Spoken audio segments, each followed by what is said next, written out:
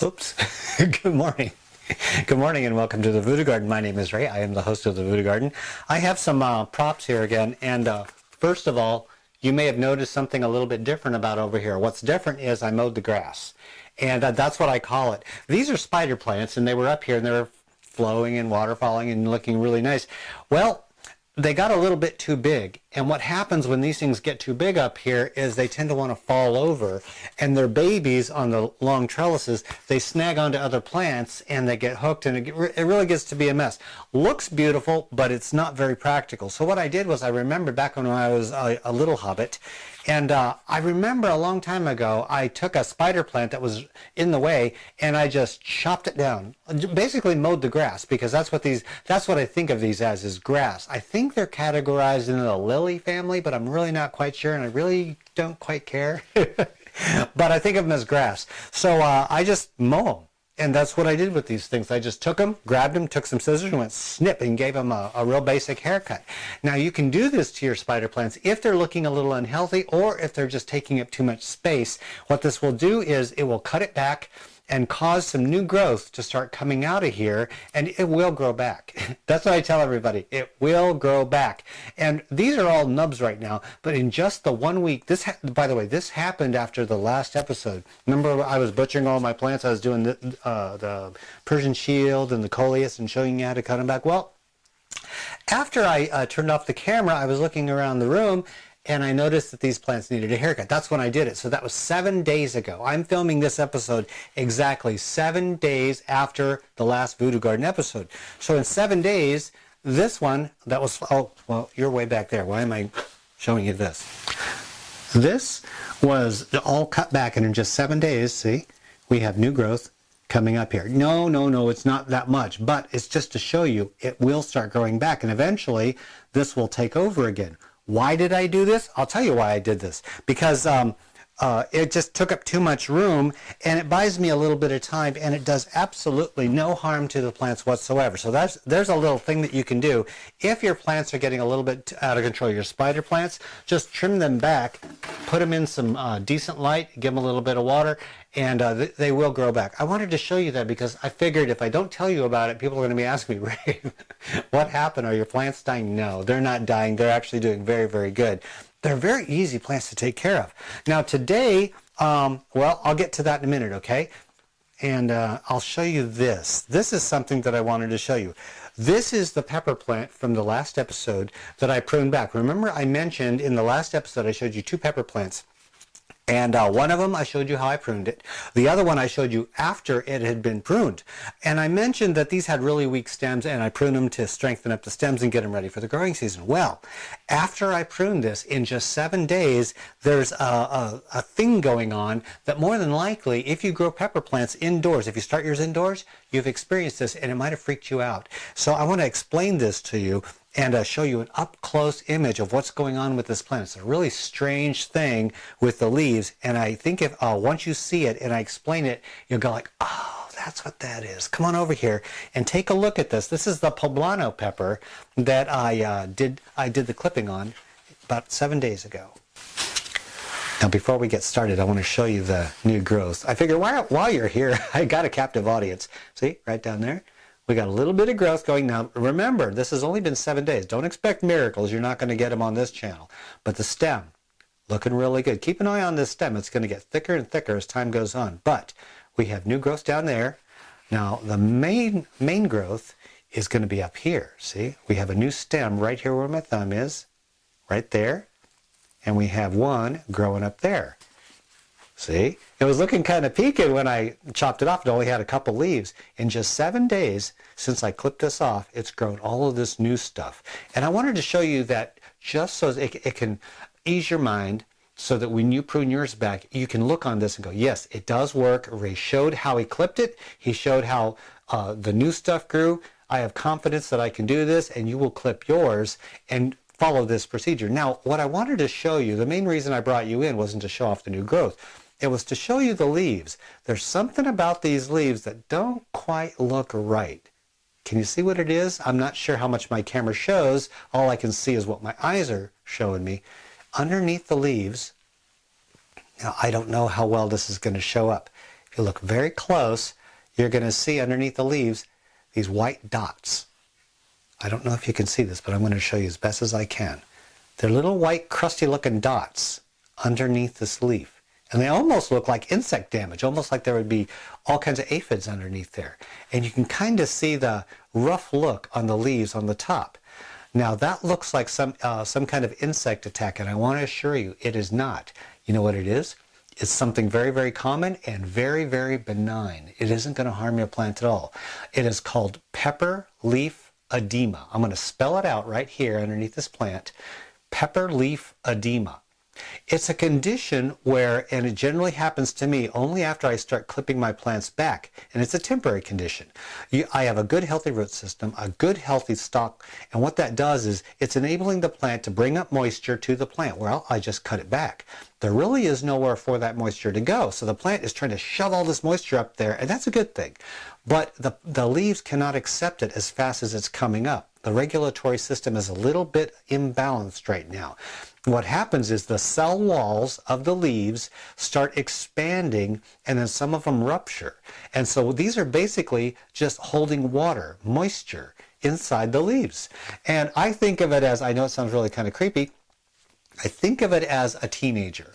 When they reach puberty, their skin starts doing wacky things and they start getting acne because their pores aren't acting quite right. Well, this is a teenage plant. It is entering puberty.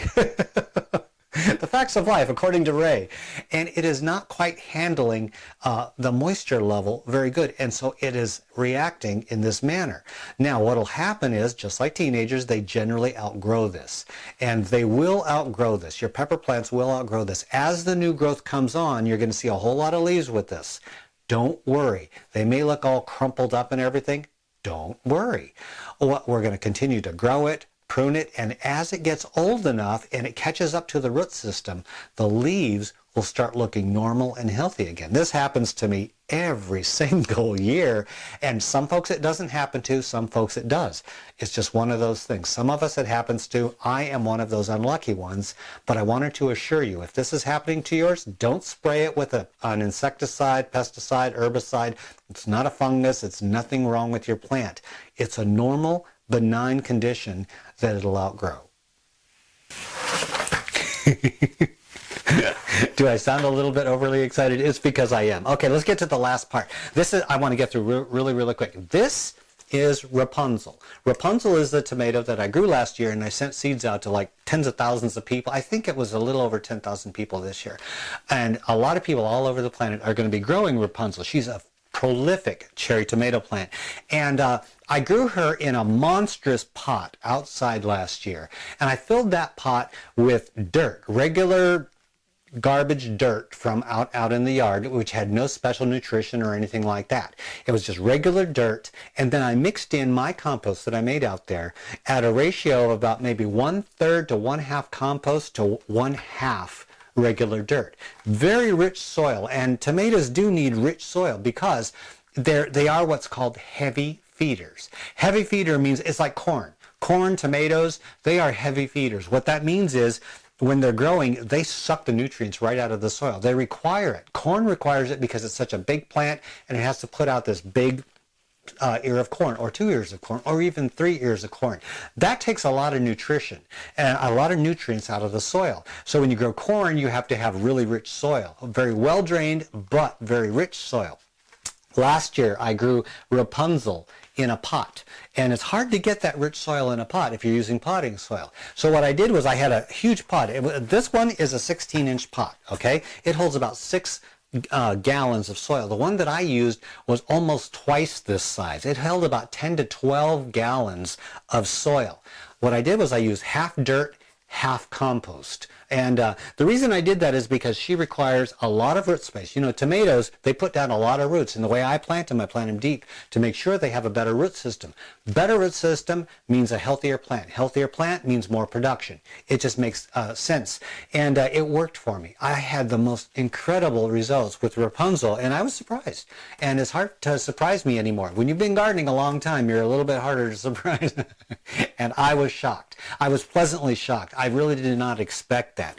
Now, this year is going to be a little bit different. I'm not going to grow her in those conditions because I want her to grow like everyday gardeners are going to grow. And you don't all have a pot that size. Let's face it, you don't.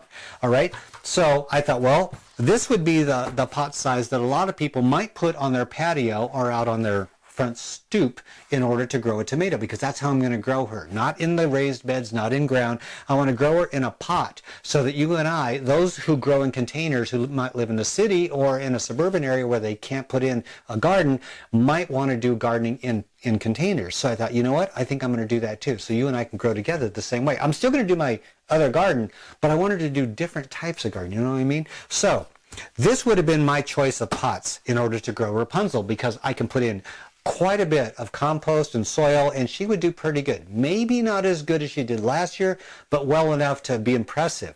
Now, here's my thing. Look at me talking. I got so much coffee in me, I can go for days. Now, there's one problem with this pot. The problem with this pot is it's a dark color. And I'm going to be growing this on the south side of my house, which means it's going to get direct sunlight, and dark colors absorb the light and turn it into heat. And that is not good. I've done this. I made the mistake, okay? I've used a dark pot to grow a plant in, and the pot heated up so much it roasted the roots of the plant. And also, hot pots will dry out that soil so fast. And a lot of you work jobs. You go to work in the morning, you come back in the evening, your plant's all wilted. You're like, for crying out loud, why can't this soil stay moist? Well, it's because of the heat factor. So I came across a common sense solution. Lighter colored pots. And I got these 5-gallon buckets laying all over the place. I can't seem to throw them away. And I thought, you know what? This holds almost as much soil as this. This is 5-gallon. I believe that's 6-gallon.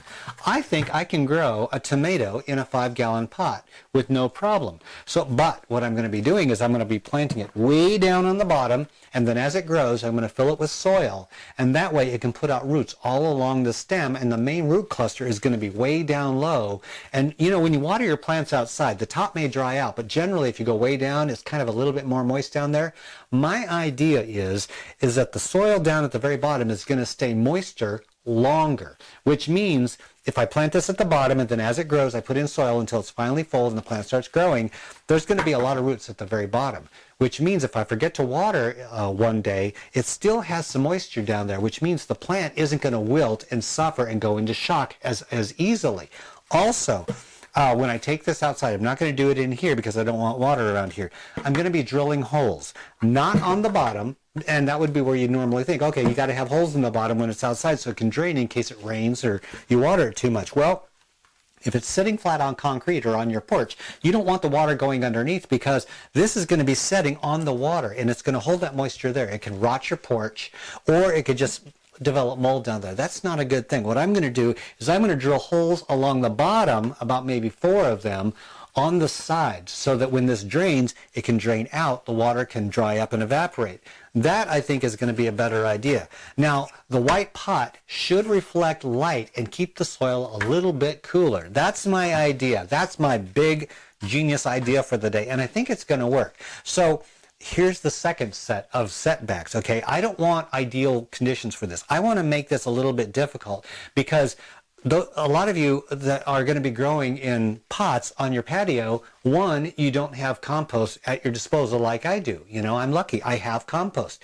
That's a luxury to some folks that they just don't have or can't afford. So what was the next thing I was thinking is that, you know what? They could use potting soil. And potting soil generally has some nutrition in it, and it's usually in the form of chemicals, and it doesn't last that long. For a tomato, it's not going to be enough to last the entire season. It just isn't going to be that. So you might have to fertilize. And you actually will have to fertilize. And what I'm going to fertilize with isn't artificial fertilizers. That would be your first choice. But what I'm going to do is I'm going to start out with potting soil. That isn't going to last the life of the plant. I'm going to fertilize with compost tea outside. And that's something that you can do even on your patio garden. You can buy a bag of composted manure. And that is the best thing that you can buy in order to fertilize your plants naturally, in my opinion. You take the composted manure, you put it in a pot, in a 5-gallon bucket, you mix it up, it makes compost tea, and you water it with that every single time you water. Then when the bucket is empty, you take the sludge that's left over, toss it in your pot, and that adds to the fertility of your plant. And so your plant is going to do really well. Now that is my theory. I'm going to put that practice into effect this year, and I'm going to see if it works. So if you want to follow along, That's going to be great. Come on over here and let's get Rapunzel into her new home. And here we have tiny Rapunzel. Now, I mentioned in the last episode, I transplant from one container into the next largest when my plants are as tall as the container. Now, this plant obviously is not as tall as a container, but if you look way down here, the soil is only halfway up. Normally the soil's all the way up here. So if you actually take it from the base here to the top, it is as tall as the cup. And this is about the perfect time for me to transplant. It's not very big, but it is definitely big enough. Now this is going to go way down at the bottom. Looks kind of lonely down there, doesn't it? But as far as I know, it's not going to be a problem. Okay, so I take some soil, and I think that's maybe I don't know, a couple inches. Let's take it a little bit more. So a 5-gallon bucket, and this soil is about half my finger deep. I think that's going to be just fine. Let's take Rapunzel. Now, Rapunzel is going to get buried, and I'm only going to bury it up to the seed leaves. I'm not going to bury it up too awful deep because this is still a young plant. One thing I want to stress is that when you're transplanting, if a tomato plant has a thicker stem, burying it is a good idea. But when they're very young, this is not a really young seedling, but if you have very young seedlings and you're transplanting them, do not bury the stem. It's too young to be buried. Soil microbes and other kind of things in there can rot the stem. You want to make sure the stem is a little bit thicker. Now look at the stem. It's not a little thin wimpy stem, but it's not a super thick stem. It's got all the fuzz on it and it's starting to thicken up. That is approximately the right size to be burying. You see that? It's about as thick as, you know, if you take a ballpoint pen and you take that center thing with the ink out, if it's about that thick, you're doing fine. Now I'm going to just pinch off her lower leaves because they don't need to be that low to the soil, and they also don't need to be buried. Take your fingers in there and hold that. Now I was going to do it while she was unwatered, but today she was looking a real peaked. I forgot to water her yesterday. Squeeze and push, and look at that. Roots! I'm going to take these roots, just gently loosen them up just a tiny bit. Now be very careful when you're messing with roots. There we go. There. We'll set her down. Let the roots lay out to the side. Now if you break a couple roots, don't go screaming and crying. It isn't going to hurt the plant. Like I said, they always have more than they need. It's better if you can leave as many as possible. Now cover her with your hand.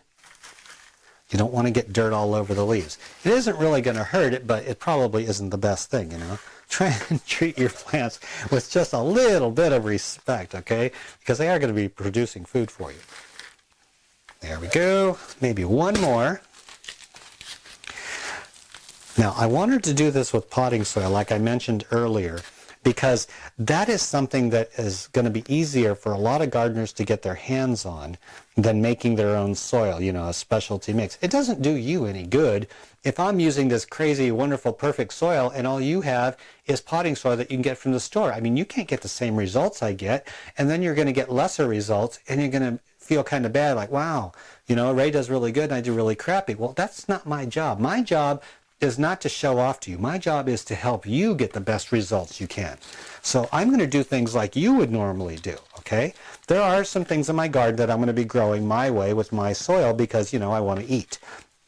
But, and that's also to encourage people to possibly give it a shot themselves. But I'm also going to do things the way that you might be able to do it in your garden. Now, if, you know, all you have to do is get yourself some potting soil and toss it in there. Now I'm going to give it a decent amount of water.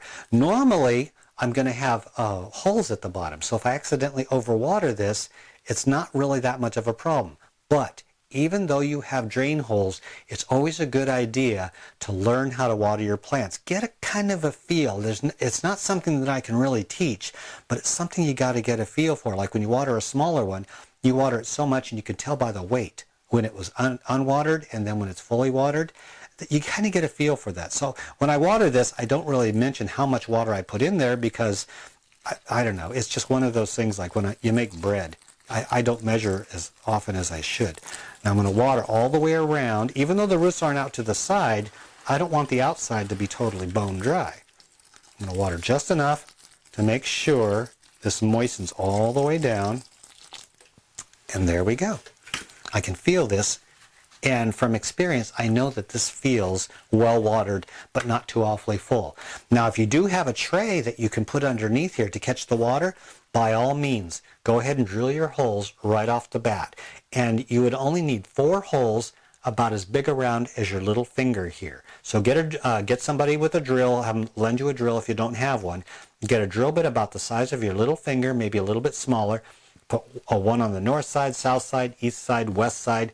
You are all set. You don't need a ton of holes, okay? You don't want to have really giant holes, otherwise mice are going to climb their way in there and other insects. Just enough to drain it, all right? That's all we have to do. Now I'm going to make sure, since I'm growing this inside, I got to put this near some light. It's harder to get it near a light bulb, but I'm going to do my very best, and also that it's light inside. It's going to help reflect the light a little bit better than if I were to do this in a darker pot. And that's what we're doing for Rapunzel. Take a look at this, and we'll do some updates as time goes on, as I put more and more soil in and clip off more of these and then start pruning her. She did not need to be pruned right now because she's actually quite small over here. Not time to prune her. Maybe the next time we show her, we'll prune her. And by the way, a little water on the leaves doesn't hurt your tomato plants. That's something I hear from a lot of people. Don't let water hit your tomato plants. And I'm thinking, well, where do you grow them? I grow mine outside, and where I live, it rains. So the water does hit the leaves, and it doesn't hurt my plants. They're talking about splashback and all the bacteria and all the weird stuff, and I'm thinking, no, that's never been a problem for me. So splashback doesn't hurt my plants, and if you have healthy soil and a healthy plant, it shouldn't hurt yours either. How you doing down there?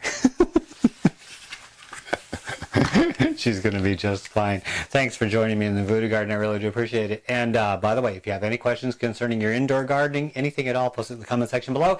Next episode, I'm going to show you a couple more updates on some plants up here, and I will answer your questions on that episode. So until then, I got to get things cleaned up. I got things to do. Thanks for joining me in the Voodoo Garden. This is Ray and Rapunzel. We are out of here.